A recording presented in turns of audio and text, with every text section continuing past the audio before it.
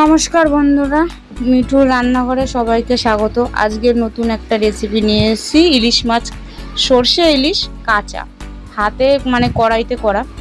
প্রথমে সর্ষেটা দেখিয়েছিলাম, শিলনোড়ায় আমি পেস্ট করে নিয়েছি, ওটা বাটাটা আমি দেখাইনি। শিলনোড়া সর্ষেতে বেটে নিয়েছি শিলনোড়াতে, আর কাঁচা লঙ্কা পেস্ট করে নিয়েছি। এবার ওই কড়াই উনুনে বসিয়ে দিয়েছি, গ্যাস জ্বালাইনি। সর্ষেটা একটু জলের মধ্যে বেশ গুলে নিয়েছি, যাতে ওই উপরে যে ছাবড়াটা সর্ষের ওটা দেবো না, ওটা দেখতেও ভালো না, খেতে বিচ্ছিরি হয়, ছাবড়া ছাবড়া থাকে। তাই ভালো করে ওটাকে জল দিয়ে ধুয়ে সর্ষের ইয়েটা দিয়ে দিয়েছি, আর কাঁচা লঙ্কাটা পেস্ট দিয়ে দিয়েছি। কাঁচা ইলিশগুলো সব আস্তে আস্তে এক এক করে দিয়ে দিয়েছি। বেগুনগুলো কুটে রেখেছিলাম, দেখাইনি, দেখানো হয়নি।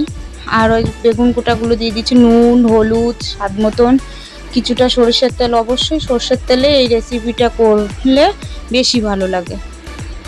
ইলিশ মানেই সরষের তেল।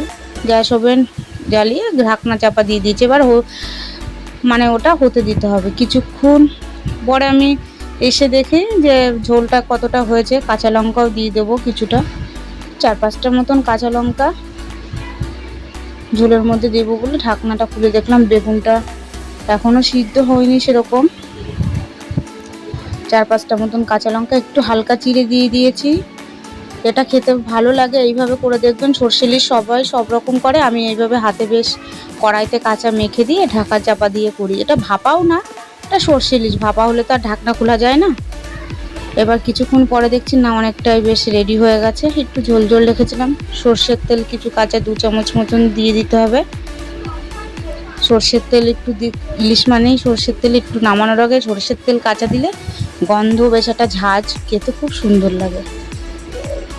গ্যাস ওভেন অফ করে দিয়েছি। কিছুক্ষণ 5-10 মিনিট রেখে বন্ধুরা এইভাবে একবার বাড়িতে করে দেখবেন। করে দেখে খেয়ে তারপরে বলবেন যে না, কেমন খেতে হয়েছে। দেখুন দেখতে কি সুন্দর দেখতে হয়েছে, যেমনি দেখতে সুন্দর তেমন খেতেও টেস্টি হয়।